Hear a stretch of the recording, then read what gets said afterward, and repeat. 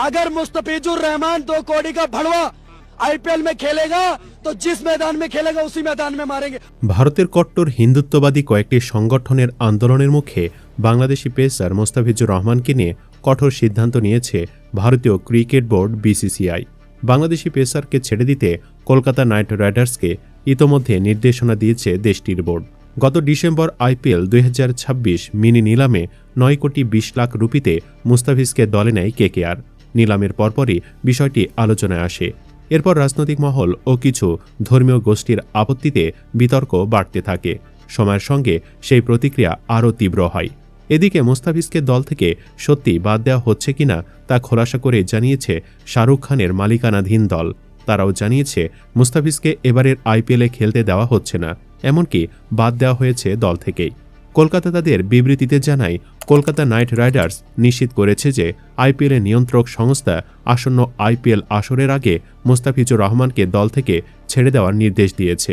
ভারতীয় বোর্ডের নির্দেশে যথাযথ প্রক্রিয়া ও পরামর্শ মেনে এই কাজটি করা হয়েছে। আইপিএলের নিয়ম অনুযায়ী বিসিসিআই কলকাতাকে একজন বদলি খেলোয়াড় নেওয়ার অনুমতি দিবে। এদিকে বিসিসিআইয়ের এমন সিদ্ধান্তে তীব্র প্রতিক্রিয়া জানালেন ভারতের সাবেক বিশ্বকাপ জয়ী ক্রিকেটার মদন লাল। খেলাধুলায় রাজনীতির প্রভাব বাড়ছে বলেও উদ্বেগ প্রকাশ করেছেন তিনি। ভারত টুডেকে দেওয়া এক সাক্ষাৎকারে মদন লাল বলেন, ক্রীড়াক্ষেত্রের রাজনীতির অনুপ্রবেশ দিন দিন বাড়ছে, যার ফলে খেলোয়াড়রাই সবচেয়ে বেশি ক্ষতিগ্রস্ত হচ্ছেন।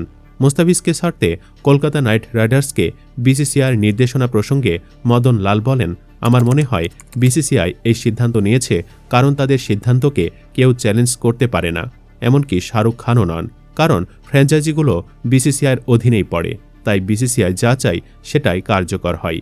তিনি আরও বলেন, আমি বুঝতে পারছি না কেন খেলাধুলার ভেতরে এত রাজনীতি ঢুকে পড়ছে। ক্রিকেট কোন দিকে যাচ্ছে, খেলাধুলায় বা কোন পথে, তা নিয়ে আমি সত্যি চিন্তিত। বাংলাদেশে যা ঘটছে তা খুবই দুঃখজনক।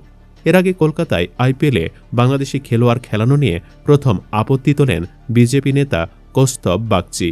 তিনি বলেন, যদি কোনো বাংলাদেশি ক্রিকেটার কোনো আইপিএল দলে খেলে আর কলকাতার মাটিতে ম্যাচ খেলতে চায়, সেটা আমরা হতে দেব না। আমরা শাহরুখ খানকেও কলকাতায় ঢুকতে দেব না। মুস্তাফিজুর রহমানের মতো বাংলাদেশি ক্রিকেটাররা এখানে খেলে টাকা আয় করবে, ওদিকে অন্য বাংলাদেশিরা অস্ত্র সরবরাহ করবে, আর আমাদের হিন্দু ভাইরা এই অস্ত্রে মারা যাবে। দুটো একসাথে চলতে পারে না। এরপর বিভিন্ন দিক থেকে সমালোচনা ক্রমে বাড়তে থাকে। একাধিক উগ্রবাদী গোষ্ঠী হুমকি দিচ্ছিল কলকাতা ও আইপিএল কর্তৃপক্ষকে।